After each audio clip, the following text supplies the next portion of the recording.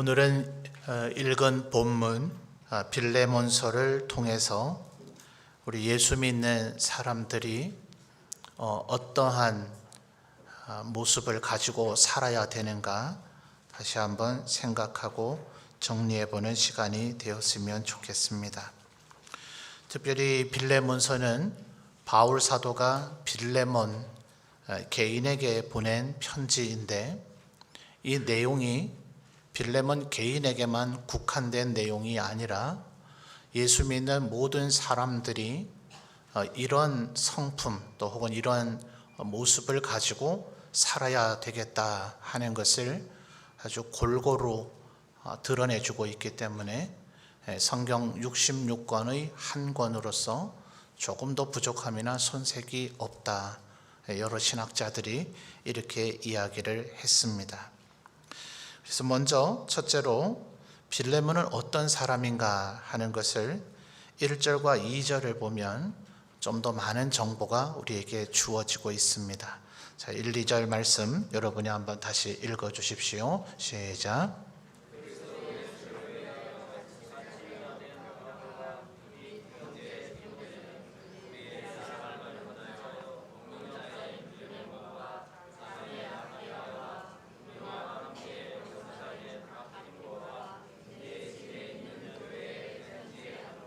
아멘. 자, 1절 하반절을 보면 우리의 사랑을 받는 자요, 그 다음 뭐라 얘기하죠? 동역자인 빌레몬.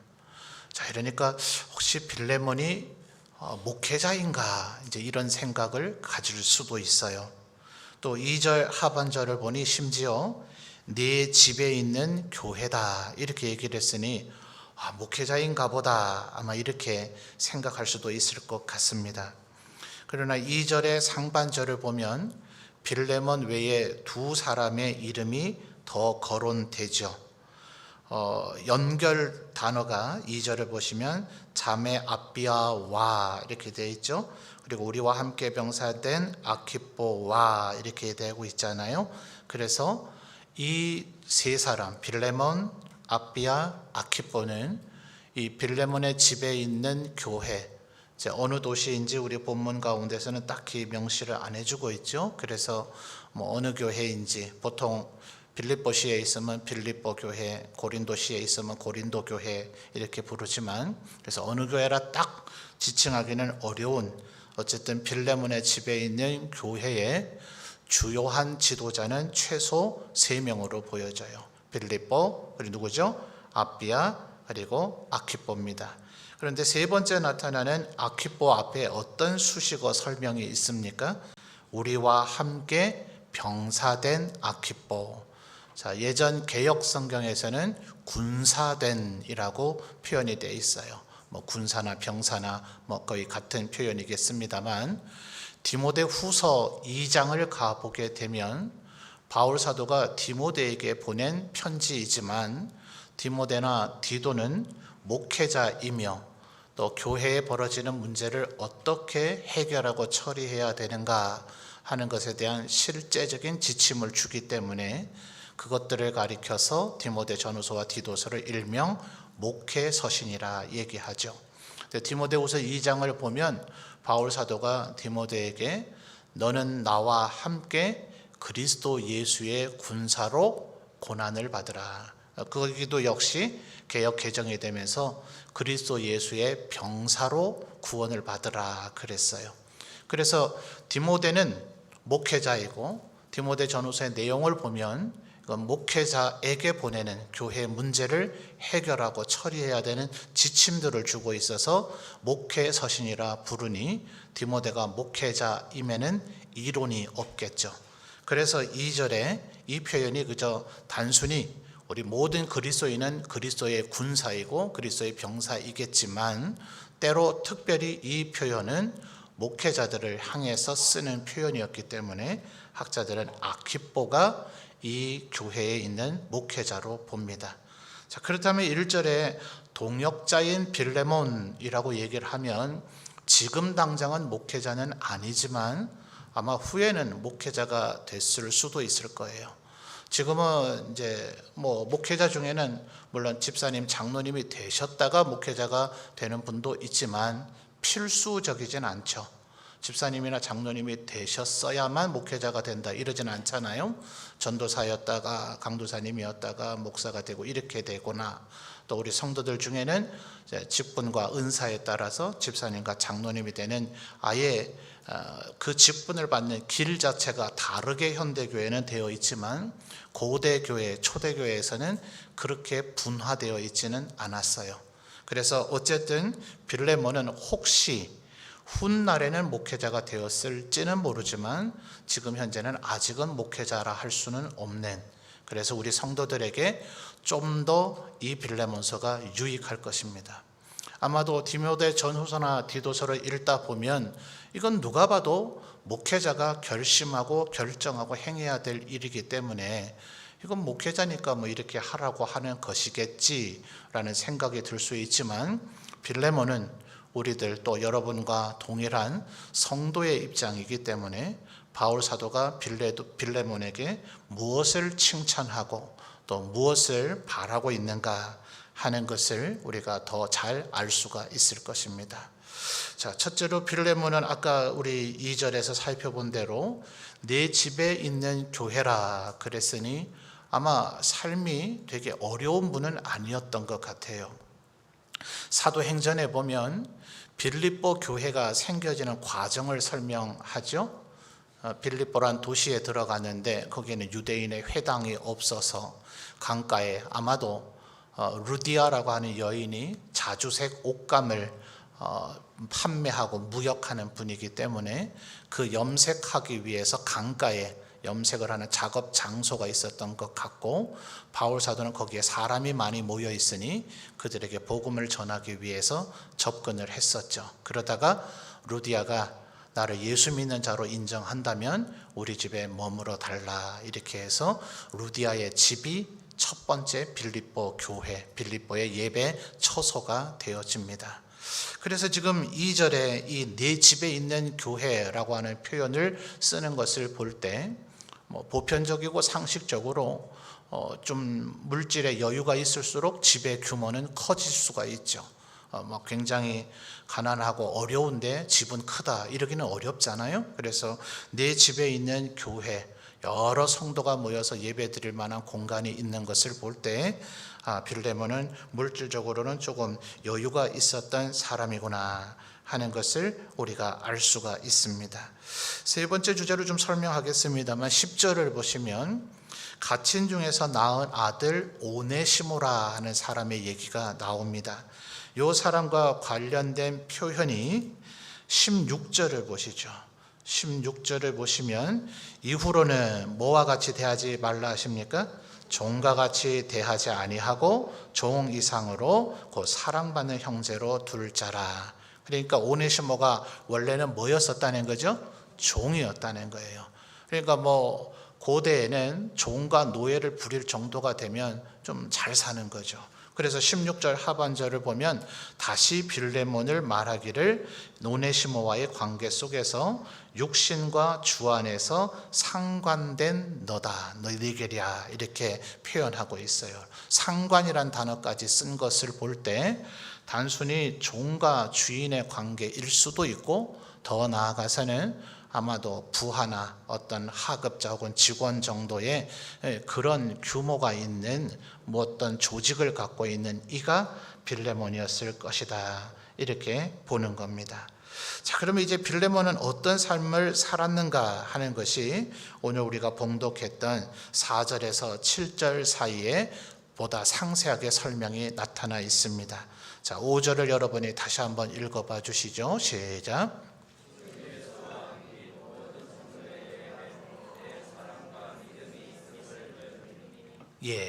마지막 5절의 제일 마지막 단어가 들음이니 그랬죠. 자, 누구한테 들었을까요? 7절을 보니 형제여 성도들의 마음이 너로 말미암아 평안함을 얻었으니, 그러니 성도들을 통해서 들은 거죠. 어디 성도입니까? 2절에서 얘기하는 빌레몬의 집에 있는 교회의 성도들에게서 바울 사도가 이런 이야기를 들은 겁니다. 자, 그러니 빌레몬이 5절 말씀에 보니 뭐가 있어요? 사랑과 믿음이 있더라 하는 겁니다. 그런데 5절을 자세히 보시면 누구와 누구에게 믿음과 사랑이 있나요? 자, 5절을 보시면 주 예수와 연결되죠. 및 모든 성도에 대한 내 사랑과 믿음이라고 표현하고 있어요. 자, 이거 예수님의 말씀 그대로 이루어지고 있는 거죠. 예수님 앞에 율법사가 와서 율법의 제일 되는 계명이 뭡니까? 주님 뭐라 대답하셨어요? 하나님을 내 목숨을 다하고 마음을 다하고 힘을 다하고 뜻을 다해서 사랑하라. 자, 핵심 단어가 뭐예요? 하나님을 사랑하라. 이어서 예수님 말씀을 더하셨죠. 둘째는 이와 같으니. 두 번째란 얘기가 아닙니다. 조금 더 부연 설명해 주고 싶은데 너 이거 하나님을 사랑하는 것과 똑같은 것이다 라고 하시면서 네 이웃을 너의 몸을 사랑하듯이 사랑하라 했어요. 우리 예수 믿는 분들이 뭐가 더 잘 안 될까요? 아마 우리가 몇 주 전에도 이런 관련된 말씀 살펴봤습니다만 우리가 볼 때 저분 참 믿음이 좋으시다 이래서 어떤 분에게 정말 믿음이 좋으셔요 이렇게 만약 말씀을 건넨다면 그분이 그거 인지하셨어요? 아마 이렇게 말할 분은 없을 거예요. 그죠? 속으로는 이제 진짜 알아보는구나 라고 생각을 하더라도, 그래서 마음이 좀 흐뭇하더라도 아닙니다. 제가 무슨 믿음이 좋나요? 저 아직 많이 부족합니다. 이렇게 보통 대답을 하겠죠. 근데 반대로 아니 예수 믿은 지 꽤 오래됐는데 믿음이 아직 그거밖에 안 돼요? 이렇게 얘기를 한다면 여러분이 아마 다 교양이 있고 체면이 있는지라 그 면전에서야 그렇죠, 제가 좀 많이 부족하죠 이러지만 집에 와서도 기분이 좋을 분은 아마 없을 것 같아요. 그죠? 뭐 이런 사람이 다 있나 하면서 내가 하나님을 향한 믿음과 또 하나님 앞에 그분이 하나님께서 나 대신 죽으시고 내 모든 죄를 사하셔서 나에게 영생을 주셨으니 내가 하나님을 얼마나 사랑하는데 내가 하나님을 사랑하고 하나님을 온전히 믿고 신뢰하는지 주님은 아시지 아마 이러실 거예요. 그죠? 그러니까 우리들이 볼 때는 어떤 분을 뭐 칭찬을 했다가 어떤 분은 좀 믿음이 안 좋은 것 같다가 우리끼리는 서로 들었다 놨다 별짓을 다 하겠지만 우리의 마음속에는 다 오늘 이 자리에도 이렇게 코로나가 확산되는 가운데서도 예배를 드리러 나오신 걸 보면 여러분 마음속에는 나는 하나님을 믿는다, 또 하나님을 사랑한다, 나름대로 여러분의 마음속에 신앙을 향한 자부심이 아마 있으실 거예요. 그러니 아마 하나님을 향한, 자 5절에 두 가지로 나눠져 있어 그랬죠. 주 예수와 및 모든 성도에 대한 네 사랑과 믿음인데, 주 예수님을 향한, 하나님을 향한, 성령님을 향한, 우리가 믿는 삼위일체 하나님을 향한 사랑과 믿음은 여러분 모두에게 다 있으실 거예요. 근데 우리는 종종 이 뒷부분을 간과해 버릴 때가 있죠. 나는 하나님을 믿는다, 하나님을 사랑한다. 그런데 예수님 말씀하신 그 원리가 뭐라 했어요? 둘째는 이와 똑같은데 네 이웃을 너의 몸과 같이 사랑해야만 하나님을 사랑한다는 것이 입증될 것이다. 그것이 믿어지게 될 것이다. 눈에 보이는 사람도 사랑하지 않는데 눈에 보이지 않는 하나님을 사랑한다는 그것을 우리가 어떻게 믿느냐, 이렇게까지 이야기하신 바가 있죠. 그러니까 우리는 분명히 하나님을 사랑하는 걸 더 힘써야 되는 게 맞습니다. 그게 더 우선적입니다. 근데 이 둘은 절대로 분리할 수 없다고 주님 얘기하셨고, 우리가 하나님을 믿고 사랑하는지는 우리들이 모든 성도를 사랑하고 그들에게 믿을 만한 존재가 되어 있는지를 봄으로써 확인이 가능하다, 이렇게 얘기하고 있는 거예요. 근데 빌레몬은 어떤 사람이었다고요? 그 믿음과 사랑이 주 예수와 모든 성도를 향한 것이 드러났다. 그런 얘기가, 칭찬의 얘기가 계속해서 들렸더라 하는 겁니다. 그래서 7절 말씀 다시 한번 확인해 보죠. 여러분이 7절 또 읽어주세요. 시작.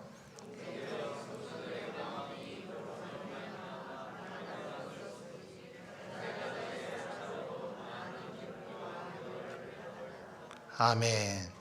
그러니까 지금 바울 사도에게 수많은 빌레몬이 집에 있는 교회의 성도들이 7절 상반절에 뭐라 그랬어요? 형제여 성도들의 마음이 너로 말미암아 평안함을 얻었다. 이건 여러 성도가 바울 사도에게 알려준 겁니다. 바울 사도님, 빌레몬이란 분 때문에 제가 늘 마음이 평안합니다. 그분만 만나면 얼마나 기분이 좋은지 모릅니다. 그분이 얼마나 우리를 사랑하고 도와주고 했는지 모릅니다. 하는 얘기가 들려진 거예요. 그러니 7절의 하반절을 보면 바울 사도와 직접적으로 연결된 문제는 아니죠. 바울 사도에게 뭘 해줬다는 얘기는 아니에요. 그런데 7절의 하반절을 보니 내가 너의 사랑으로, 그 다음 뭐가 나타나요? 많은 기쁨과 위로를 받았다. 여러분, 이게 우리 예수 믿는 사람이 말씀대로 살아야 될 분명한 이유입니다. 우리 한 사람이 말씀대로 살면 여러분 안 보는 것 같아도 우리 성도들이 서로를 봅니다. 분명히 저분이 지금 굉장히 힘들 텐데, 어려울 텐데, 괴로울 텐데 그걸 믿음으로 이겨내면 그 자신이 먼저 하나님 앞에 영광이 되죠. 하나님께서 그분을 보고 사랑하고 기뻐하시며 반드시 은혜와 축복을 주시겠죠.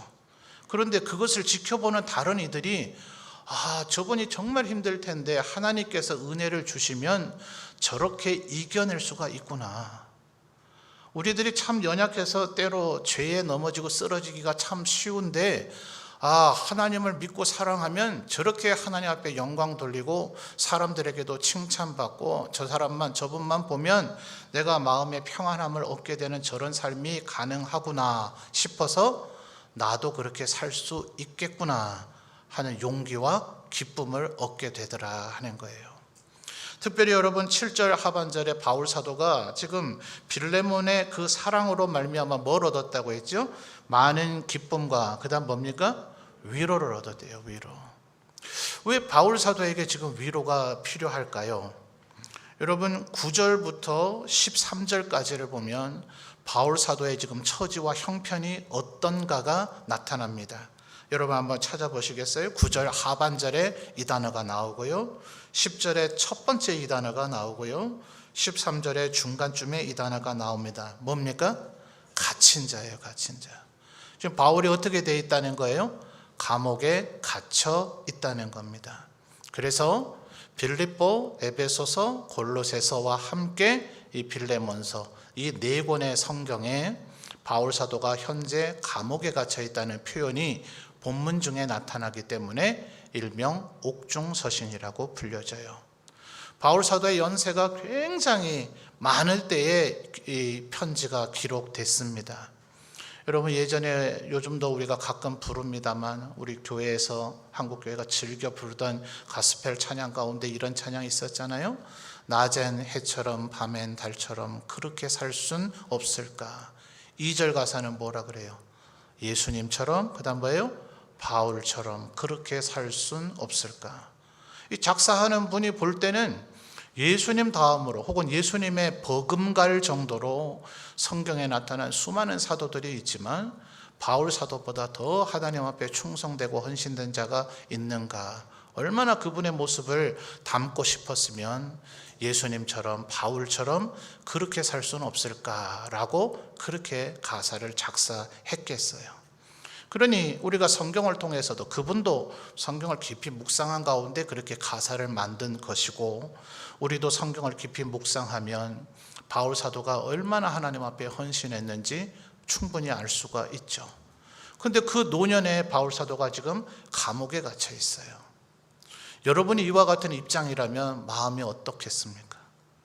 모든 사람들이 나 혼자만의 그냥 주장이나 착각이 아니라 모든 사람들이 저분은 정말 하나님 앞에 충성되시지, 헌신하셨지, 누가 감히 저분처럼 하나님 앞에 할 수 있으랴 라고 모든 사람들이 이구동성으로 인정을 하고 있는데 지금 형편은 감옥 속에 있어요.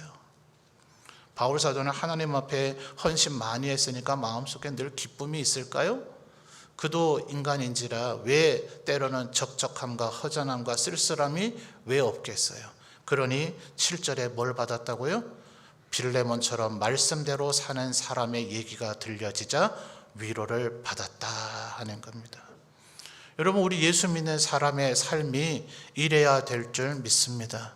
하나님께서 우리를 사랑해 주셨으니 하나님을 사랑하고 하나님을 온전히 신뢰하며 또 그 사랑을 받았으니 우리의 모든 성도들을 사랑하고 또 우리만 나타나면, 우리의 얘기를 들으면 다른 사람들이 우리로 말미암아, 나로 말미암아 평안함을 얻고 또 그렇게 살고 있다는 얘기를 들은 사람이, 직접 대면해서 직접 무슨 영향을 받은 사람이 아니라 아유 그렇게 사신다며 이런 얘기를 들은 것만으로도 기쁨과 위로를 받을 수 있는, 내 한 사람이, 나 한 사람이 그렇게 살면 천 사람이 이와 같은 힘과 용기와 은혜와 기쁨을 얻게 되어질 줄 믿습니다.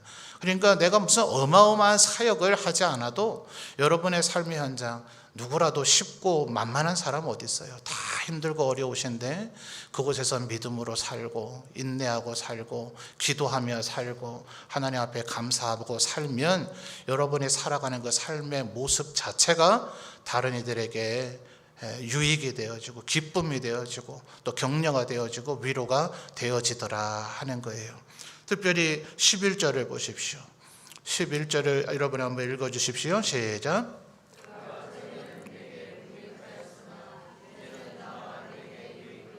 아멘. 자, 이것이 10절에 나타난 오네시모에 대한 지금 설명이거든요. 아까 오네시모는 누구의 종이라 했습니까? 빌레몬의 종이었는데 그 사람이 11절에는 어땠대 그래요? 그가 전에는 네게, 너라고 그러죠? 이 너는 빌레몬이죠? 빌레몬에게 무익하였으나, 있으나마나한 사람이죠. 빌레몬이 오네시모의 상관이라 그랬고 오네시모를 빌레몬의 종이라 했으니 그의 집에 종이거나 이제 부하이거나 직원이었던 건데 무익하면 되겠습니까? 있으나마나한 존재이고 아유 차라리 없는 게 낫겠다, 다른 사람으로 바꿀 수 없을까, 이런 생각 드는 존재이면 안 되겠죠. 그러니까 과거에 안타깝게도 오네시모는 그런 존재였었어요. 그런데 이 오네시모도 예수를 믿고 거듭나게 되자 어떻게 됐다는 거예요? 11절 하반절에 이제는, 그 다음 뭐라 얘기합니까? 나와 네게, 바울 사도에게와 빌레몬에게 유익한 존재가 됐더라. 그러니 5절과 7절에서 얘기하고 있는 우리의 믿음과 사랑, 내가 말씀대로 사는 것, 하나님의 은혜를 알며 사는 것, 인내하고 견디며 사는 것 자체가 다른 사람에게 11절에 뭘 준다고요? 유익을 준다고요. 유익을. 바로 이 유익 자체가 하나님 앞에 귀한 상급의 이유가 되어질 줄 믿습니다. 여러분, 힘들고 어려울지라도 더욱더 믿음으로 살고 사랑으로 살아가리라 다짐하고 결단하시는 오늘이 되시기를 바랍니다. 자, 6절 말씀을 또 한번 읽어봐 주시죠. 6절입니다. 시작.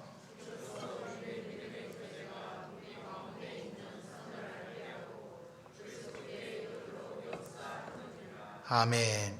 자, 오늘 설교의 제목이기도 한 믿음의 뭐라고요? 교제라고 얘기를 하죠. 이미 5절에서 우리는 이 믿음과 사랑이 하나님을 향하기만 해서만은 안 된다. 그게 당연한 것이고 그게 기본이고 그게 더 중요한 거지만, 그죠? 반대로 해서 성도들을 사랑하고 사람을 사랑하는데 하나님을 믿거나 사랑하지 않는다. 그러면 이 사회에 무슨 사회단체 지도자는 될 수 있을지 모르지만 그는 하나님의 백성이 아니죠. 당연히 하나님이 첫째고 둘째가 사람인 것은 맞습니다. 그러나 하나님을 사랑하는 그 똑같은 강도로 똑같은 표현으로 사람을 사랑해야 된다는 걸 살펴봤어요. 그런데 이렇게 이미 5절에서 우리가 충분히 그걸 살폈는데도 불구하고 우리의 마음은 종종 내 마음이 충만하면 누구라도 내 앞에 나타나기만 나타나라, 내가 사랑해야지 라는 마음만 먹으면 그게 사랑하고 있는 줄로 생각하는 경우가 많거든요. 근데 실제 사랑은 어떻게 나타나야 됩니까? 6절에서 얘기하는 믿음의 교제를 통해서 나타나야 되는 거예요.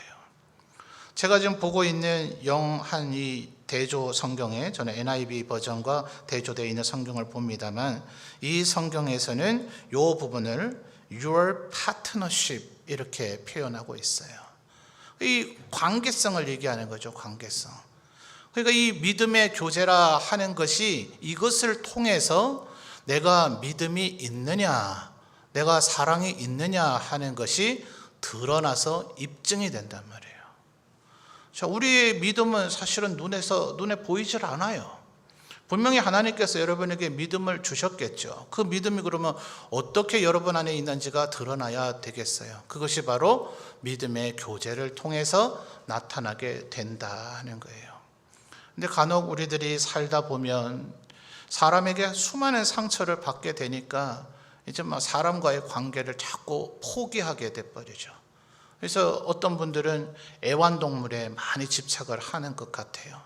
이제 과거의 부교육자 시절에도 성도들 가정 신방을 가보면 애완동물을 키우는 분들을 많이 봐요. 제가 개를 엄청 무서워하거든요. 초등학교 때 물려가지고 아무리 작아도 무서워합니다. 그러니까 아마 직접 보신 분들도 있을 거예요. 이미 아는 성도들은 제가 신방 온다 그러면 개고 고양이고 막 어떤 방에 가둬놔가지고 개가 나오려고 그 문을 끌어대는 소리가 더 시끄러워서 예배드리기가 어려워서 풀어놓으십시오 했다가 나왔더니 막 제 옆으로 와가지고 제가 아주 막 겁을 내는 걸 그대로 다 보여주고 막 그랬던 기억이 있습니다.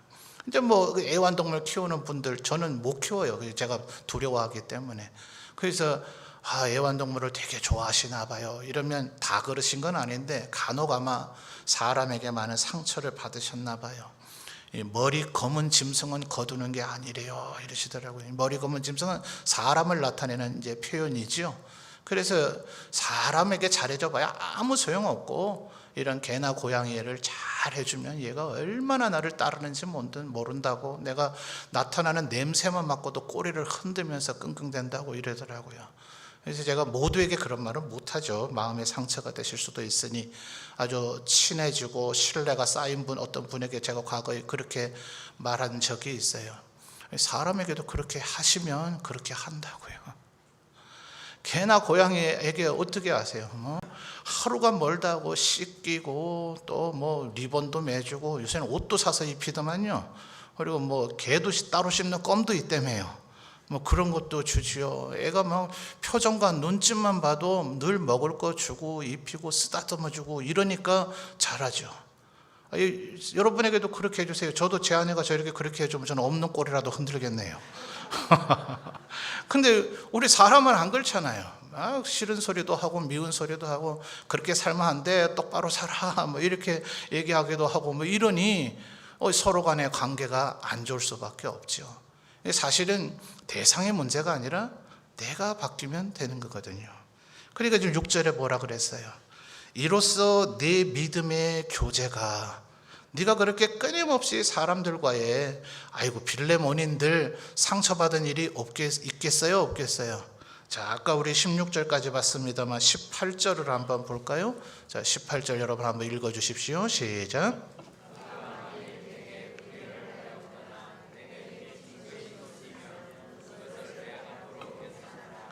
아멘. 아까 이미 11절에서 그가 전에는 네게 뭐 했다 했습니까? 무익하다 그랬죠. 아마 있으나 마나하거나 차라리 없는 게 더 낫다, 아마 이런 존재였던 것 같아요. 그런데 18절을 보니 그 정도가 아니었죠. 그가 만일 네게, 만일이라 해서 있을 수도 있고 없을 수도 있는 게 아니라 실제 있었어요. 그가 만일 네게 뭐 했습니까? 불의를 하였거나 네게 빚진 것이 있으면, 이렇게 얘기하는 것으로 봐서 아마 오네시모가 빌레몬의 집에서 도망갈 때에 아마 빌레몬에게 막대한 피해를 입혔거나 마음에 상처를 줬거나 아마 그런 일이 있었던 것 같아요. 그렇지 않더라도 종이면, 노예면 아주 큰 재산이죠. 그가 도망갔다는 것 자체가 이미 빌레몬에게 큰 재산상의 피해를 입힌 거죠. 그러니까 지금 빌레몬도 살아가다가 그런 마음 상하는 일이 없었던 게 아니라 있었던 거죠. 그런데 6절에 지금 빌레몬의 집에 있는 성도들의 전달해주는 말을 통해서 바울 사도가 뭐라 그럽니까? 이로써 네 믿음의 교제가 우리 가운데 있네. 그 다음 뭐라 그럽니까? 선을 알게 하고. 자, 선하다, 착하다, 이러면 우리 지금 일반 사회에서는 주로 어른들이 나이 어린 사람들에게나 부모님이 자녀들에게 주로 많이 쓰죠. 근데 성경에서 이 단어 쓰일 때는 하나님의 성품을 나타내는 표현입니다. 하나님은 선하시다, 하나님은 좋으시다, 또 다른 단어로서는 하나님은 믿으실 만한 분이다, 믿음직하시다, 그래서 믿부다 이런 표현을 쓰죠. 그래서 하나님을 향한 믿음, 신뢰 이런 것이 그렇게 해서 나오는 겁니다. 심지어 바울 사도는 빌립보서에서 하나님께서 예수 그리스도를 통해서 우리의 죄를 사하시고 구원하시는 그 일을 우리 안에서 착한 일을 시작하신 이가, 하나님의 그 구속의 사역, 예수 그리스도를 통해서 우리를 구속해 주시는 그것을 착한 일이라고 표현해요. 그러니까 우리들이 일반적으로 아이고 얘 착하네, 선하네 이렇게 얘기하니까 이 말을 그렇게 가벼운 말로 사용하면 안 됩니다. 우리가 일반적으로 좀 착한 요소가 있기는 있죠. 예수님을 안 믿는 불신자들이라 할지라도 도덕과 윤리에 대해서 철저하게 교육받은 사람은 조금 부분적으로 착한 부분이 있습니다. 예수 믿는 우리도 정도 차이, 강도 차이가 각각 서로 다를 뿐이지 착한 구석들이 있어요. 근데 안타까운 것은 착하지 않은 영역이 아직 우리 안에 더 많기 때문에 문제죠. 그래서 하나님의 선하심과 하나님의 착하심을 우리 인간과 대조해서 분리해서 설명하려다 보니 하나님은 절대적으로 선하시다, 하나님은 온전히 선하시다 이런 식으로 표현을 합니다. 그러나 선함 자체가 절대적이어야 되고 온전해야 되는 것이지 부분적이고 파편적이고 조각적인 것은 이미 사실상 선한 게 아닙니다.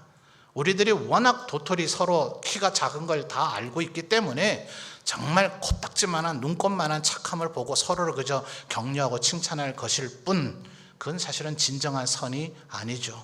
바울 사도가 지금 빌레몬에게 뭐라고 얘기하는 겁니까? 너의 믿음의 교제가, 네가 그런 어려움도 겪고 슬픔도 겪고 상처를 겪었는데도 불구하고 포기하거나 중단하지 않고 하나님에게만 그렇게 하는 게 아니라 모든 성도에게 네가 사랑을 끊임없이 행해서 너의 교회에서 오는 자들이 우리가 빌레몬 때문에 늘 평안함을 얻습니다 이런 얘기가 들려져서 듣는 나조차도 너 때문에 기쁨과 위로를 얻게 되니 너의 이 모든 5절과 7절에 묘사되고 있는 이 빌레몬의 이런 성향들을 바울 사도는 지금 믿음의 교제라고 얘기하면서 너의 이 믿음의 교제가 너로 하여금 하나님의 선을 더 알게 만들어 줄 것이다 하는 거예요. 이것이 우리가 하나님을 섬기면 섬길수록 더 복받는 이유입니다. 그래서 어떤 이는 찬양에서 가사로 표현하기를 더욱 섬길수록 더 귀한 주님, 이 표현이 이해되세요? 더욱 섬길수록 더 귀한 주님이래요. 주님 원래부터 귀하지 않으세요? 그런데 내가 주님의 말씀에 순종하겠다고 다짐하고 결단하고 참고 인내하고 용서하고 관용을 베풀고 자비를 행하면 더 하나님의 성품을 알게 되고 하나님의 마음도 이러셨겠구나 하나님을 이해하게 되고, 그래서 6절 하반절의 마지막 뭐라 그럽니까? 그리스도께 이르도록 역사한다고요. 여러분 주님 닮아가시기를 소원하십니까? 성경 여러 곳에서 그런 얘기를 하죠. 하나님의 거룩하심과 같이 너희도 거룩하라, 하나님을 본받으라, 예수 그리스도를 본받으라, 그러기 위해서 예수 그리스도를 알아가라 하는데, 바울 사도가 지금 빌레몬의 사례적 사례, 이론이 아니라 사례, 빌레몬에게서 실제로 드러난 것을 통해서 지금 권면하는 게 뭡니까? 믿음의 교제를 힘쓰라. 그러면 빌레몬처럼 이렇게 모든 이들에게 칭찬받는, 저는 빌레몬 얘기만 들으면 아주 마음이 평안해져요. 빌레몬이란 그분 얘기만 들으면 저는 마음이 기뻐져요. 이런 얘기가 들려지는 사람으로 살아가게 되더라 하는 거예요. 우리 점천제일교회 많은 성도들이 이미 이와 같이 살아가고 계시는 줄 저는 믿습니다. 근데 이제 바울 사도가 빌레몬에게 이것이 될 만하니까 이제 한 단계 더 나아가는 권면을 합니다. 이게 오늘 저와 여러분이 마음속에 새기고 싶은 겁니다. 진정한 믿음의 교제란 4절부터 7절까지 보면 빌레몬에게, 빌레몬아, 네 교회, 니네 집에 있는 그 교회의 성도들이 너를 참 무던히도 힘들고 어렵게 했지만 네가 참 잘 견뎠다 이런 얘기 나옵니까? 그런 얘기는 없죠. 이 고린도 교회의 상황을 보면 고린도 교회는 내부적인 다툼과 갈등이 얼마나 많았는지 몰라요. 아마 그거에 비해서는 이 빌레몬의 집에 있는 교회는 비교적 평탄하고 서로와 은혜와 사랑이 넘쳤던 것 같아요. 근데 주님이 뭐라 그러세요? 누군가 너에게 잘해주는 때 그 사람을 잘해주는 건 누가 못하냐? 아까 우리 애완동물 얘기도 했습니다만 그건 누구나 할 수 있죠. 그래서 지금 바울 사도는 빌레몬에게 오네시모를 용납하라는 부탁을 합니다. 근데 바울 사도가 8절 말씀을 보십시오. 이러므로 내가 그리스도 안에서 아주 담대하게 네게 마땅한 일로 뭐 할 수 있어요? 명할 수도 있으나 9절에 도리어 뭐예요? 사랑으로서 간구한다 이래요. 바울 사도의 입장이 이렇습니다. 19절로 넘어가서 한번 살펴보죠. 19절 여러분 읽어주십시오. 시작.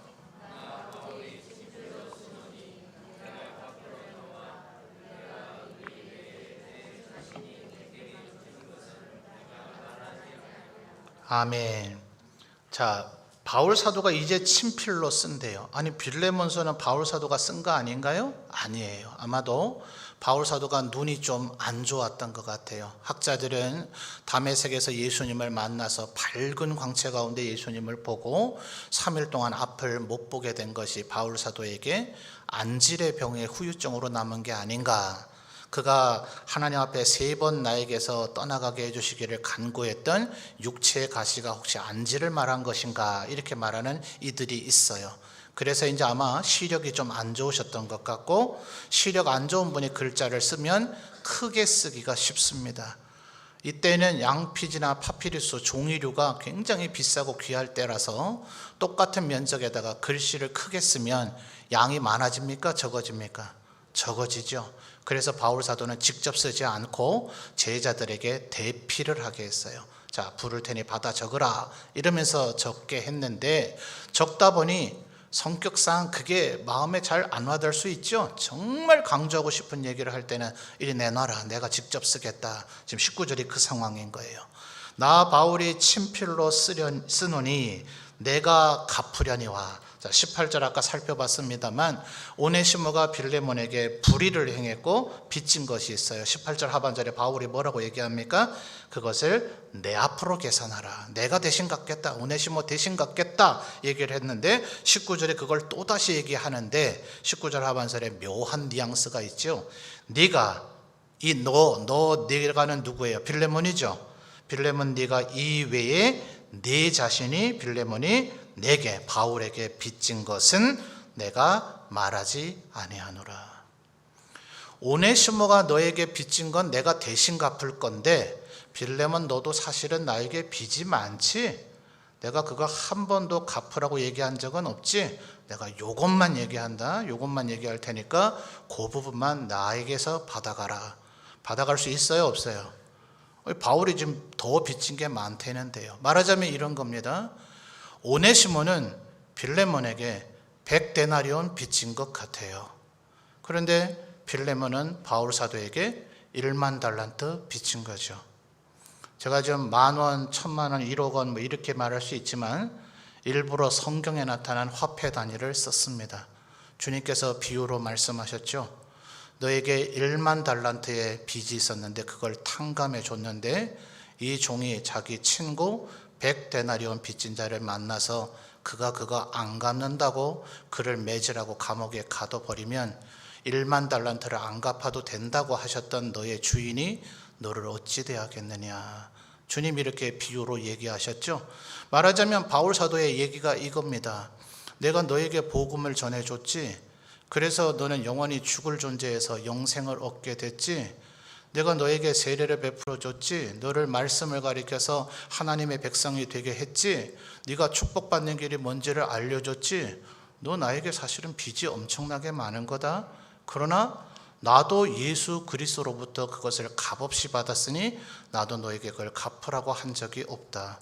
너도 이제 믿음의 교제를 힘쓰는 하나님의 백성이 돼서 믿음과 사랑을 아는 자가 됐다면 너 또한 오네시모를 용서할 줄 알아야 된다. 이 얘기를 지금 하고 있는 것입니다. 그러므로 사랑하는 성도 여러분, 예수 믿는 우리에게는 반드시 믿음의 교제가 있어야 됩니다. 나 혼자 나 하나님 잘 믿는다, 하나님 사랑한다, 여기서 끝내는 것은 너무도 영적인 어린아이의 믿음입니다. 여러분, 끊임없이 믿음의 교제를 시도하셔서 여러분에게 믿음과 사랑이 있음을 성도들과의 믿음의 교제를 통해서 드러내시고 입증하십시오. 더 나아가서 여러분에게 마음에 상처를 주고 피해를 주고 무익하기만 했던 오네시모 같은 이를 사랑하고 품고 용서하고 용납하면 그는 이제 유익한 존재가 될 것이고, 그리고 그 모습을 보는 성도들이 여러분의 삶의 모습을 보면서 평안함을 얻게 될 것이고, 그 얘기를 듣는 바울 사도가 기쁨과 위로를 얻은 것 같이 우리 모두가 그 모습을 보고 또다시 본받으며 우리 모두가 하나님 앞에 영광 돌리고 축복받는 하나님의 백성들이 되어질 줄 믿습니다. 모쪼록 여러분의 믿음의 교제가 하나님 앞에 빌레몬보다 더욱더 크게 드러나게 되시기를 주님의 이름으로 축원합니다.